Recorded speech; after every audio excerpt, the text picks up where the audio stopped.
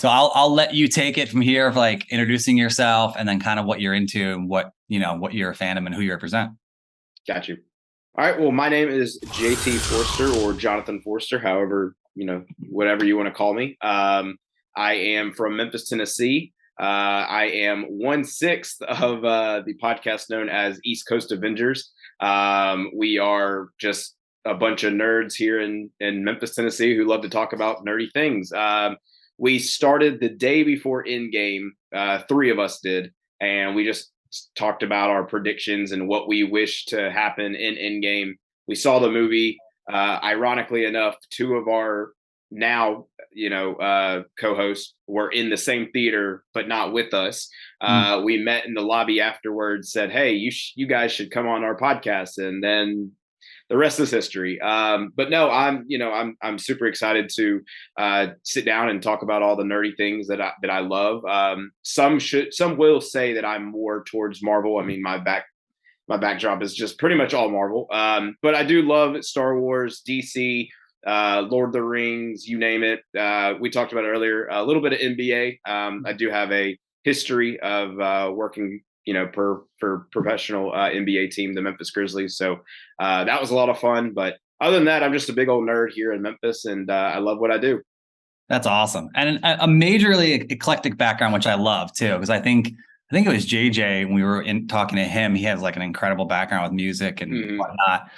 But taking it all the way back, so what was like the first fandom that caught you? And do you remember like the first, the initial steps of whether it could be as a kid or as a young adult, like seeing something or reading something or catching something and being like, oh, and just it kind of just like grabbing a hold of you and like your interest for a long time.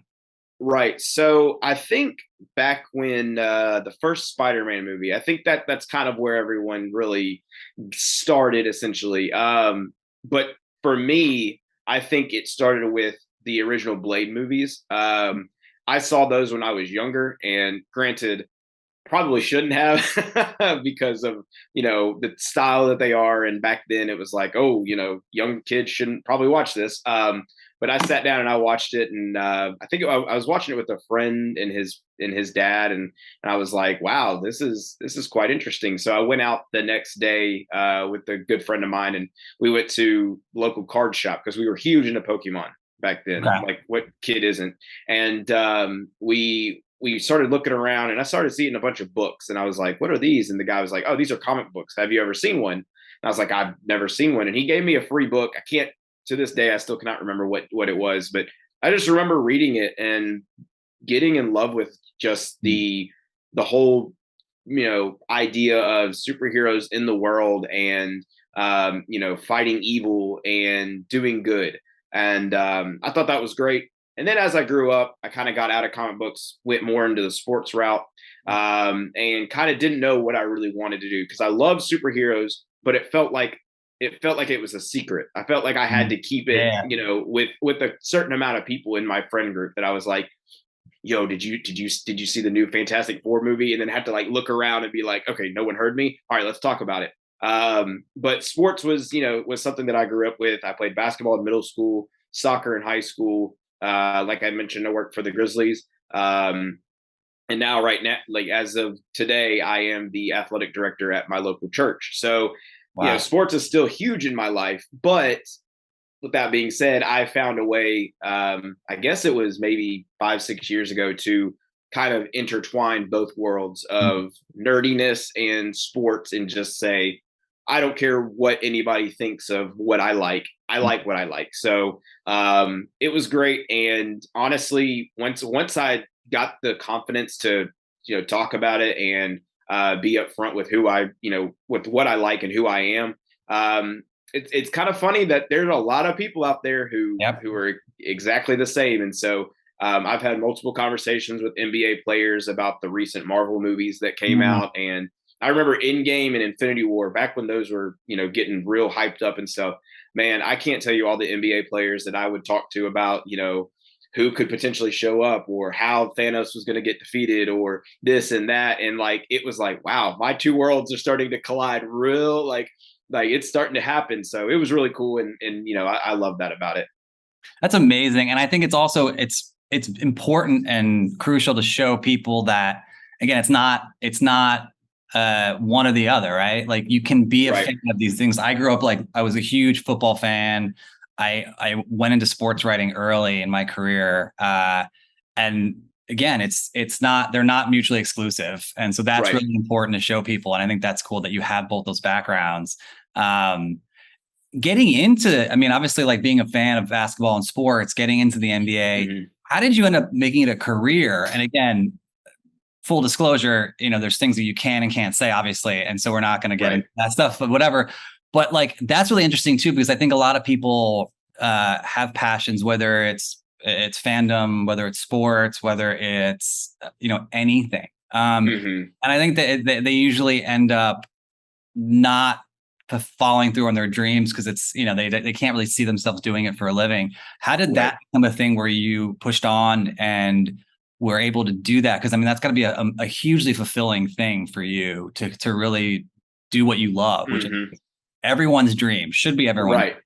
Right, absolutely. No, honestly, when I started falling in love with sports, at a young age, I wanted to do something within sports. I knew that I probably wasn't going to make it in a pro or college level, team or whatnot. So I was like, okay, what else could I do? And I feel like that's a lot of, with any kind of, fandom or whatever is, people have this one idea and they don't look at the other opportunities around there. And so I went to college for sports and leisure management at the University of Memphis. And once I graduated there, it really started to hit me that sports in general is you need to know basis. And if you know someone, they can have, they can give you connections, and then you can go and, market yourself and kind of put yourself out there, say like, hey, I have this degree, I know what this is, and yada yada yada.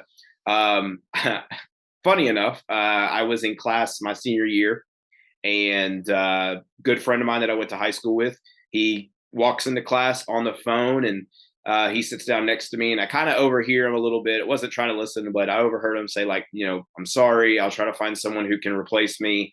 I appreciate the time. I'll get back with you.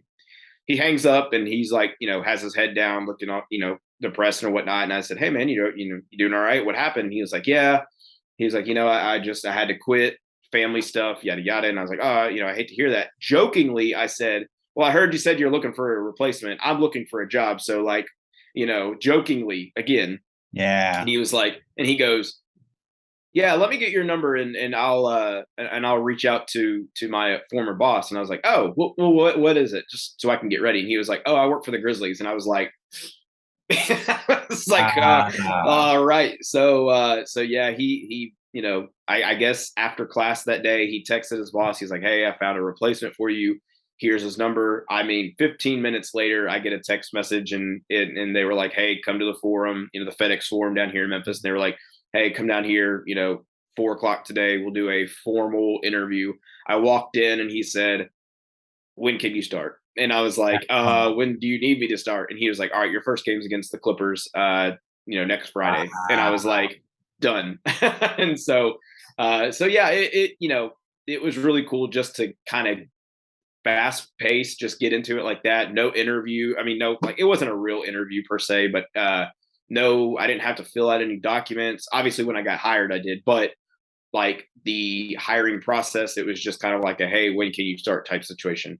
The coolest part about this story was the Grizzlies have a G League team called the Memphis Hustle that play down in South Haven. And once they started getting an idea of what they're going to do, they needed a crew to work and a staff and coaching staff and whatnot. And so they reached out to me and one other person and said, hey, would you be able to work for them for their inaugural season? And I said, yeah, absolutely. That'd be fine. One season, did the exact same thing I did with the Grizzlies. And then after the season ended, we had our meeting, like a wrap up meeting. And the coach came up to me and was like, hey, next season, do you want to be our videographer? And do you want to do our video coach? And I was like, yes. I was like, this is, going from I want to play in sports to being a video coach, which is incredible. Unfortunately, I only did that for 2 seasons, and then we fast forward a little bit. COVID happened. I have type 1 diabetes, so they were like, "Hey, we're not gonna move forward with anything until things are looking better." That was 2 seasons ago. I got a job as an athletic director, and so I kind of put aside the whole NBA dream to actually fulfilling what I wanted to do, and is run a sports organization or some kind of athletic organization. So, and that's what we're doing today. That's awesome. I mean, that's awesome. I mean, again, what sticks out to me is also your ability to just talk to somebody. And I think that you hear that story more often than not. And I think people are afraid to kind of like, they always say like, just talk to anybody. Something might not materialize, but at the same time, it's always good to just put yourself out there, talk to somebody, build a relationship, show your interest too. And, and then like, I mean, that's just it's a crucial lesson, and I think there's so many stories where people are like, if I didn't say anything, I didn't talk to someone, or wasn't just human and said, hey, to somebody, I would not end up where I am today, which I think is fascinating. And it goes the same, that same exact story could be, used for, with my podcast. We've had multiple guests on, like Jordan Bloom, who is the co-creator of the MODOK show, the animated one with Patton Oswalt. He also is a co-creator of the MODOK comic that recently came out, I think like last year or something, or a year and a half ago. So we talked to him, and all I did was just reach out to him. Like, it might not look great if they don't respond, and you might have this like gut wrenching feeling like, like they didn't respond to me. But who's to say that they will respond? All you got to do is just reach out, and that's all that matters. And that's how pretty much I live my life. Is I'm a personal person, and I love conversations. I love just getting to know people, and so once I do that, and once I really get to know what this person is about, then we can start talking about our interests and start, our likes and dislikes and stuff like that. So my wife says that's one of the reasons why she married me, but we'll see about that. Awesome. And we got to talk about the podcast. Yeah. I mean, I want to talk about the journey of the podcast too, because, you mentioned, starting it just before Endgame. I mean, talk about a crucial time in MCU. Right. Oh yeah. Mm-hmm. But it's obviously grown, and the journey has been crucial too. So you talked about having guests on, but then now going to a convention and moderating that panel. I mean, again, it's a journey, and these milestones are huge and should be celebrated, but also enjoyed in the moment, right? So what are your takeaways from that experience? Just like six guys, 6 people just talking about something that they're passionate about.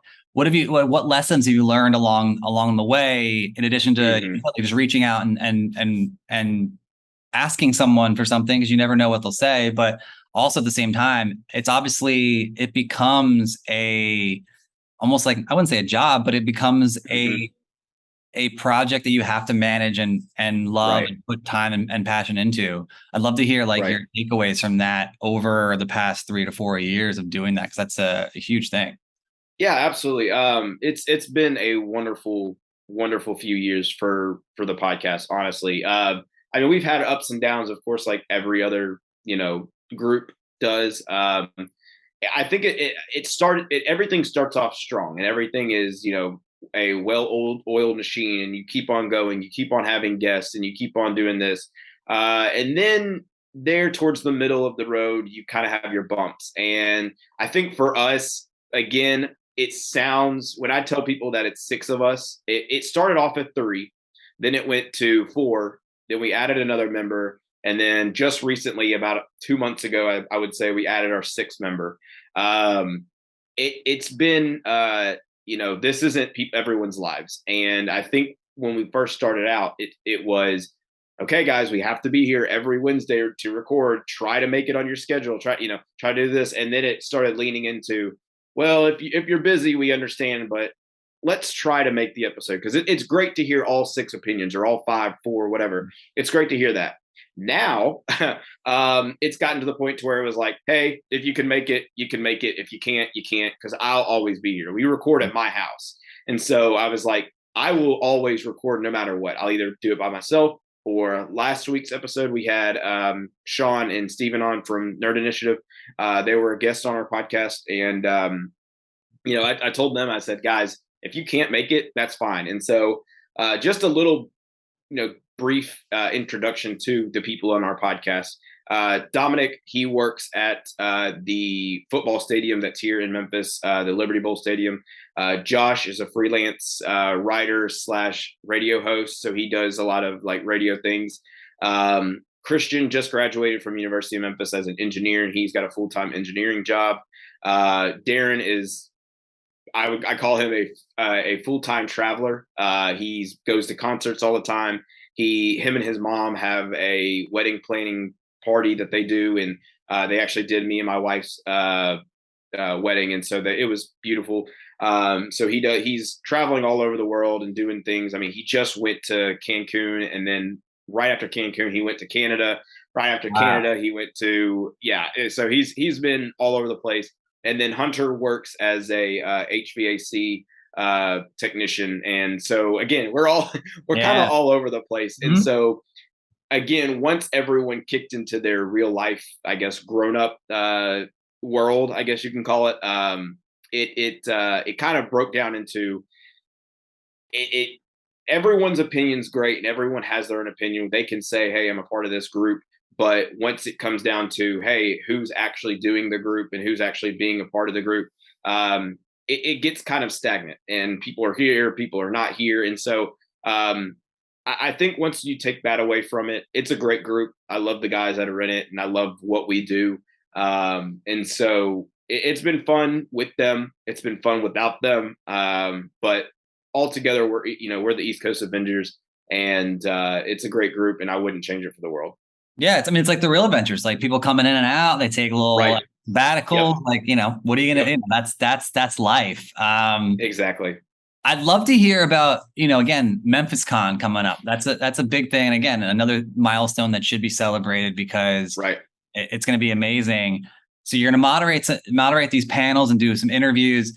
How is that going to work? How'd that come about? And what are you excited about with that? Because that's a big deal, and that's got to be a super fun thing to plan for and prep for when you get there. What are you looking forward to most about that experience? So the Memphis Comic Expo that is going to be here in Memphis, obviously, in September, the 24th and 25th. It's a Saturday and Sunday event, and pretty much how it started was I reached out to them just for like press release, or just something that I can get behind the scenes and do something for the podcast, with. And he reached out to me, and he was like, hey, we don't have press releases. We don't have this kind of stuff. However, we just had someone drop out to be our moderator for a panel. Do you want to do this? And would that be something that you're interested in? And of course, me being, right into it, I was like, let me ask the guys, but I'm almost positive they'll all say yes. So let me find out real quick. And so I asked them all, and they were like, yeah, absolutely. And so as time went on, I would, email the guy different, information, like who we are, send them a picture of us.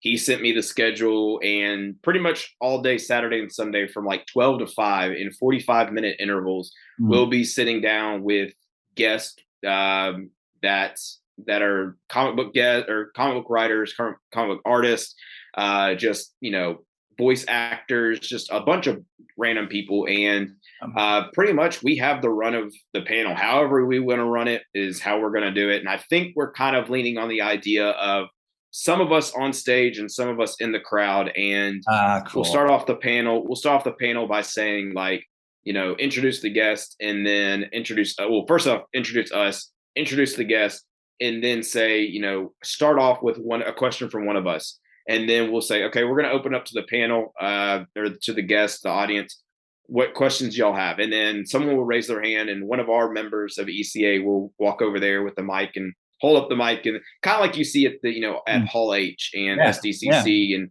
kind of like that. And so we'll be doing a similar version, smaller, but something similar to that. And so very excited for it.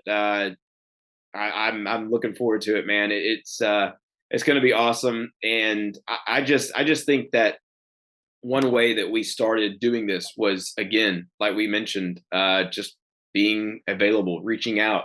Yeah. And the opportunity was right there, and we said absolutely. Come to find out that the guy that I've been emailing for the past couple of months is the, I guess, co-owner of the comic book shop that I go to every Wednesday. Oh, And so world. yeah, and so I walked in one day and I had East Coast Avengers hoodie on, and he was like, he kind of looked at me and he goes, "Are you JT?" And I was like, "Yeah." And he goes, "We've been emailing back and forth, like, I'm the guy that you'll be reaching out to." And I was like, "Well, there we go."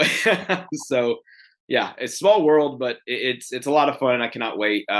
If anybody wanted to go on the website, it's just memphiscomicexpo.com. You can go down to the panel. You'll see our picture and you'll see the guests that we'll be talking to and stuff. But I will say the one thing that I'm most excited for about the expo is not only moderating it, but meeting these guests. I think the biggest one that they have joining us this year is Jim Starlin. Oh, wow. Yeah, and Wow. so just recently I've been on the hunt for the issue where Thanos made his first appearance. Mm, I also don't have that much money, yeah. so probably not going to get that. But yeah, he's going to be a big guest. I have a lot of comic books from these writers that'll be here at the expo, and so I'm like, okay, which one do I want to bring to get autographed? Which one? The last time they had the expo was 2 years ago. And unfortunately, because of COVID, they had to shut things down. But 2 years ago, they had Chris Claremont as the big guest, and Wow. so I got a comic book signed by him. Went to go get it graded at CGC, and haven't gotten it back. Wow. I mean, yeah. I mean, Yeah, yeah, it's yeah. So the whole I'm witness. like, I'm hands up on this one. I'm like, this time I'm just gonna get something signed and sleeve it myself, and not even worried about getting it graded. Yeah. So I mean, and they have the whole system where they do like the witness thing too. Like right, it's very foreign to me. When we went to Terrificon last month, that was my first mm-hmm. experience with it. I got some stuff signed. It's for the personal collection. I'm not going to worry about getting Right, it and stuff. And even if but it's also like CGC in itself, it's so inundated with things. It's yeah, not the first time I've heard that, which is crazy. Like even just exactly. rating, it seems to be kind of like a crazy, but Mm-hmm. that's incredible. So that's been like almost 2 years that you've been waiting Yeah, back. That's yeah. nuts. And Uh, what's even crazier about that as well is once I learned about getting comics graded and stuff, I was like, oh, I have a East Coast Avengers book. Like I have one of the first issues that the title says East Coast Avengers, and I was like, that's awesome. I'm going to get this graded. Nope, haven't gotten that back. Just been wow. sitting there waiting for it. So it is what it is. I can always go by and go online and grab that book, but the not Jim Starlin, the Chris Claremont one was the one that I was like, can't get that back now. So Did they give you a status of like where it's at in the process, or just like it's pending? when I log in and I go onto my orders, it says have not received your order yet. And so yeah, I do Oh, the same thing every time. I'm like, all right, I'm done logging oh, in.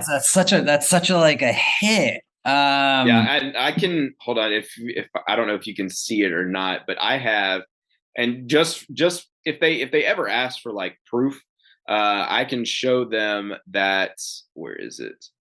Like there's my book, and there is Yeah, Chris yeah, Claremont yeah. signing it, and like did a cosplay as Fat Thor, That's awesome. and That's so yeah, great. and so he signed it, and but you know don't have the Yeah, book. that's a whole other story with CGC. It's just a crazy, crazy thing. I Right, think a lot of people are heading over to CBCS more often because it's a that's little what I'm hearing. faster, and the price might not be as whatever. But if you're doing it for the PC, who care?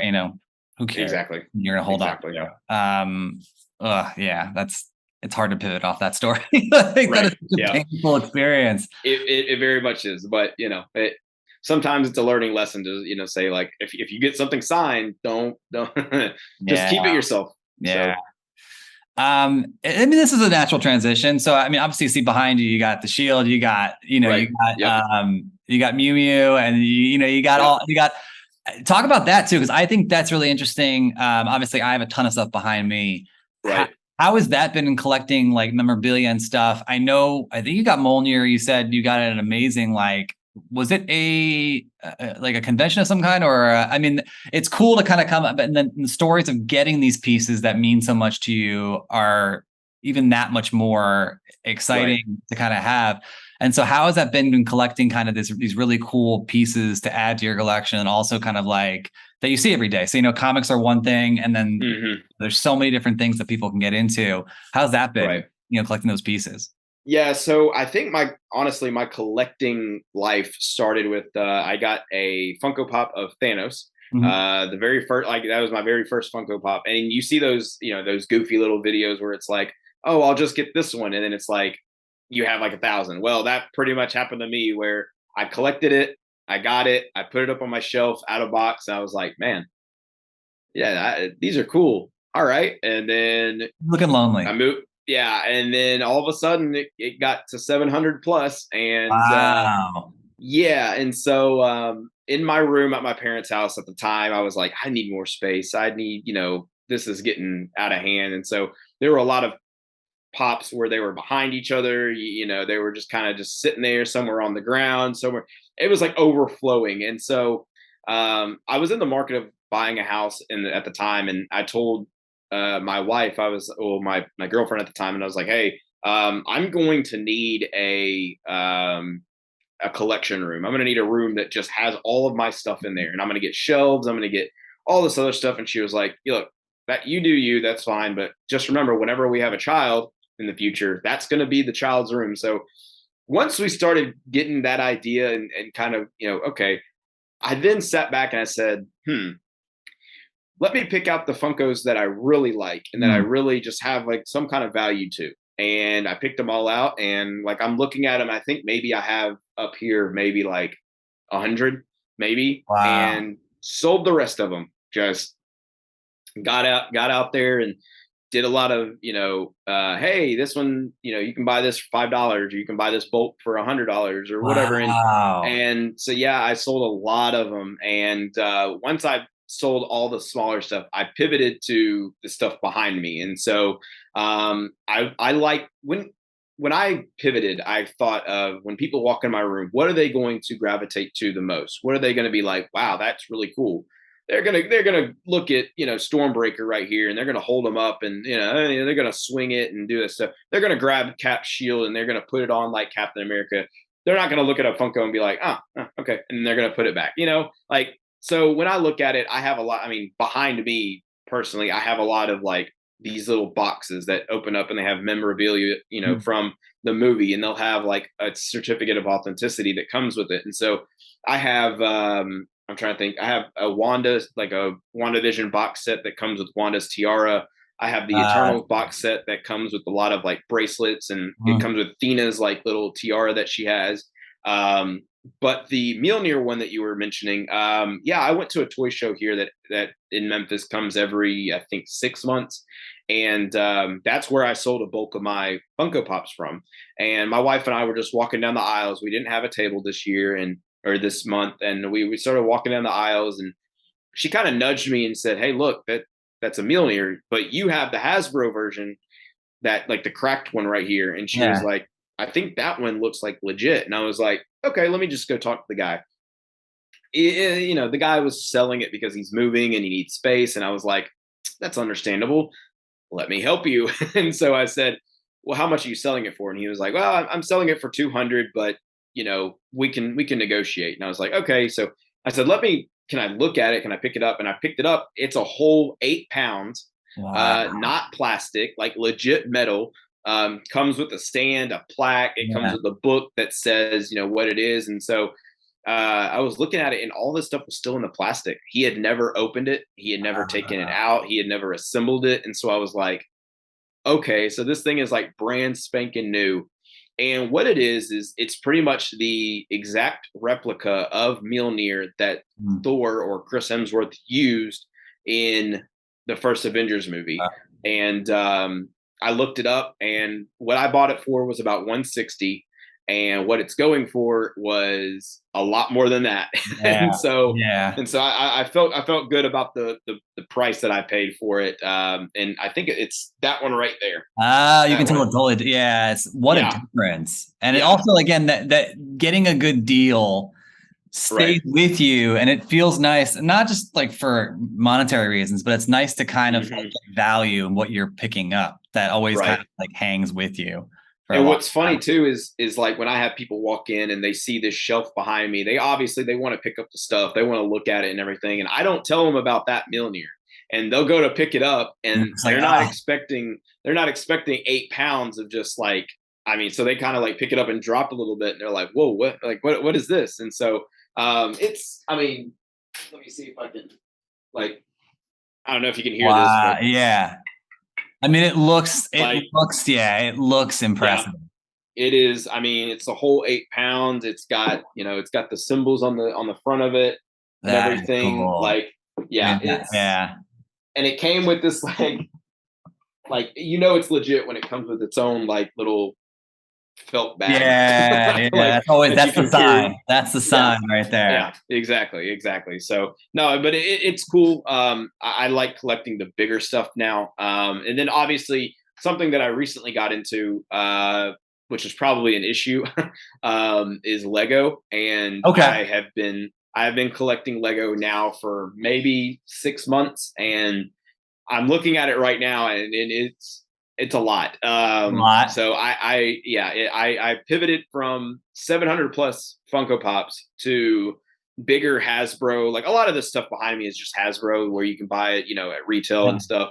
But then you have like the random ones with the like the Mjolnir and stuff. But then on my bigger shelf, when you walk in, is just 3 black shelves full of just Lego items. Can you pan around? Is there able to pan around the page? Yeah. I can. So that right there is actually my wife's little That's shrine that she has, awesome. and then there it is. Ah, there it is. So there are the Wow. Funko Pops up there, and then you have like the So random Lego cool. stuff. You have like the gauntlets right there, That's and awesome. then yeah, and so I have in my collection personally, I have some very interesting. Well, let me show you one that I think that a lot of people will get jealous at. Again, this is because I worked for a professional NBA team. Oh, that's cool. Yep, That is awesome. that is Yeah. autographed LeBron James Funko Pop that I had him sign when the Lakers visited Memphis and played the Wow. Grizzlies. I have that one. I have a Kobe Bryant one down there. I have a John Morant one. Yeah, this is out That's of all of my cool. collection. This is my prized possession. I was gonna say, like, Um, yeah, what's the top? I mean, that's a really cool one to have. I mean, that's this one's amazing. yeah, that one's number one. Mjolnir is probably number two. I honestly can't even tell you. Number three would probably be Kobe. Just kind of like looking around and seeing what I have. No, it's anything that's autographed for me is probably high up there. Well, because it's about the experience too, right? Again, like Right. it's Oh, something absolutely. that represents like your past, like your career, what you've done, what you've accomplished, and then it also is like you'll never forget the experience. Like one of my biggest regrets is before he passed, I had a bunch of Stanley stuff. I had a bunch of Stein when I was a kid. My Yep. mom got rid of it, of course, and then Hmm. I didn't fully get back into it too much. So I have a piece now, but I had to buy it, and it doesn't mean the same as The getting same. it done, Right. And so I think that's something that, again, a lesson for people: never shy from trying to meet like the people that you look up to, Right. getting that kind of stuff, because not for monetary value, for what it's going to mean to you. What So it's I gonna mean, exactly. I can't imagine what the LeBron means. Again, like having it signed like that, like that's just an Right. experience in itself. The whole thing is well Hmm. more important. I I went the morning of the game.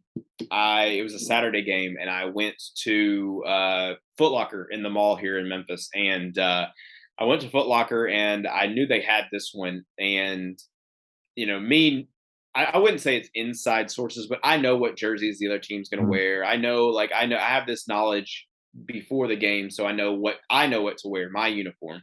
And so I knew they were going to wear the yellow jerseys, the one that he has right there. I don't know, yeah, Cool. right there. And I knew he was going to have that, so I was like, "Hey, I'm looking for the yellow jersey LeBron James pop," and they were like, "Yeah, we have them back here." And so he grabbed one. He was like, "All right, that'll be $5," and I was like, "Are you sure?" And he was like, "Yeah, we're having a clearance on them and stuff." And Oh, I was like, "Hey, by all means." Well, this wow. $5 Funko Pop that's now autographed by LeBron James is a lot more. Let's just say that. So I always tell myself, if I'm ever in any kind of financial debt, uh, this would be the first one that goes Yeah. because it skyrockets once it's autographed and stuff. So And once they pull them I out of let rotation too, once they're discontinued. With yep. the Legos too, it's funny. My buddy works there, and we interviewed him last week for Mhm. this. And it's funny. He's big on, and again, it's knowledge, right? Like he talked about Right. brick economy. I've never used that, but he's like, never get rid of your minifigs. Like he's like, the Yes. minifigs are worth so much Yeah. money, and I would have no idea. And we were going through some of the ones that are valuable and the Mhm. thousands, and it's just Oh yeah. crazy to think of that stuff. So I mean, it's super cool, like all these different like kind of collecting things that you can do and knowing the Mhm. ins and outs. So I think I find it fascinating, and I love like seeing stuff and talking about stuff again, because the story behind all Right. these things is really the value. Um, Mhm. it's the experience you have, and it's something you'll never let go of. It's Oh, absolutely. When I think when No Way Home dropped, uh, like leading up to it, and people started hearing leaks and rumors of Toby and Andrew being in the movie and whatnot. It was funny too, because I was actually I was talking with someone on eBay about a trade for. I had a Funko Pop that he really wanted that was ironically still in box, because I don't keep mine in box unless they're like autographed or yeah. something that's worth something. And he was like, "Yeah, I can trade for this. What do you want? What are you looking at?" And I was like, I had a an inkling that all three Spider-Man were going to be there, and I was like, "Do you have the Toby um, minifigure? That's all I wanted, just the Toby minifigure from his sets." And he was like, "Yeah, I'll do a trade." And so we were discussing like I know how much dates that's and worth. yes. And we were discussing dates. We were discussing like how we were going to send it. What's the value? Because obviously my pop that he wanted wasn't nearly as much.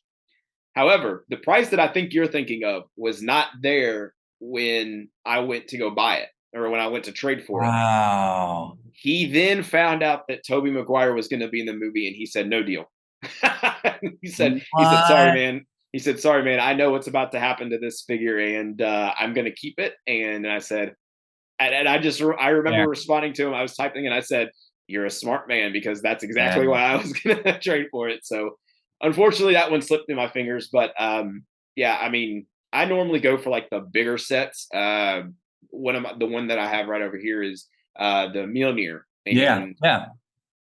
I mean, if you can't tell, Thor is my favorite, Marvel character, and so I have the Lego Mjolnir. I have all of the sets from Thor: Love and Thunder. I have Stormbreaker. I have two Mjolnirs, and I think I have an abundance of Thor minifigures behind, or in front of me right here. So, but no, I've my wife.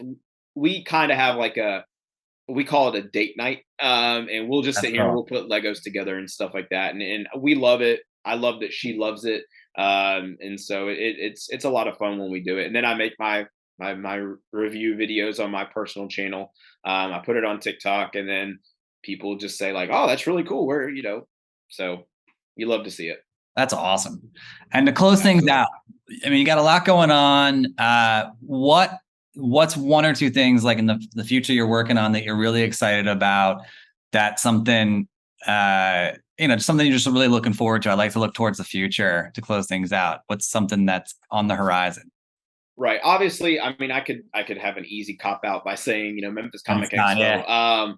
And I think that's one that I will use, because it is big for us, since it's the returning one of 2 years, so that's going to be already a huge event. Mhm. B, we're moderating it, like that's really cool. Like That's awesome.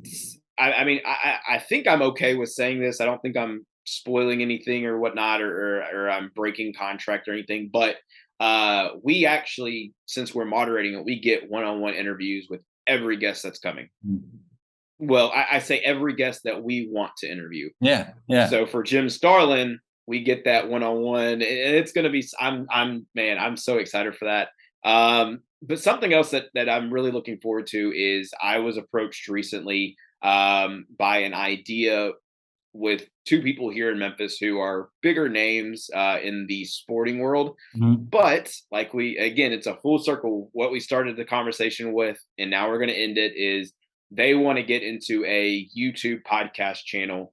And we still haven't gotten everything figured out, but they're very, very much nerds in their own, life and stuff. And they want to come together to bring this idea out to people, and so and talk over YouTube and stuff, and I was approached by that, and I think that's something that That's awesome. are gonna be a part of, and I'll be the representative of East Coast Avengers, but also Nerd Initiative, because that's awesome.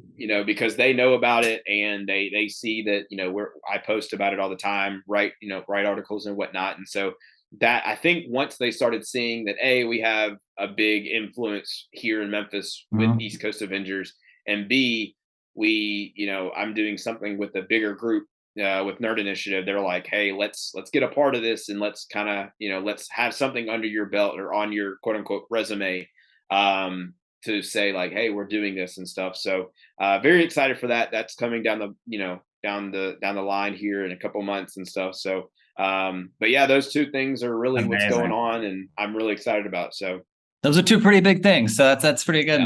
Yeah.